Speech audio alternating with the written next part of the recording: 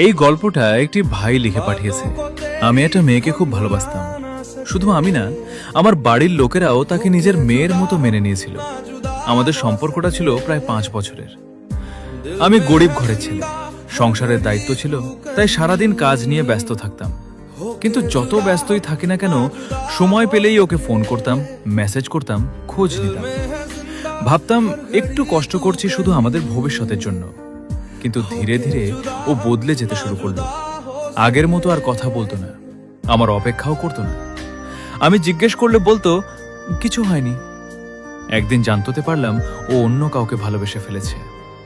যে মেয়েটাকে নিয়ে আমি ভবিষ্যতের স্বপ্ন দেখেছিলাম, সে 5 বছরের সম্পর্কটাকে কয়েক মুহূর্তে ভেঙে দিল। সেদিন প্রথম বুঝেছিলাম গরিব হওয়াটা অপরাধ নয়, কিন্তু অনেক সময় মানুষের চোখে তোমার ভালোবাসার চেয়ে তোমার অবস্থানের দাম বেশি হয়ে যায়। আজও আমি ওকে দোষ দিই না, শুধু মাঝে মাঝে রাতে চুপচাপ ভাবি, যার জন্য এত লড়াই করলাম, এত স্বপ্ন দেখলাম, সে কি কোনোদিন বুঝবে তাকে হারিয়ে আমি কতটা ভেঙে পড়েছিলাম? হয়তো বুঝবে না, কারণ কিছু মানুষ চলে যাওয়ার পর শুধু সম্পর্ক ভাঙে না, একটা মানুষের ভেতরটাও ভেঙে দিয়ে যায়। বন্ধুরা,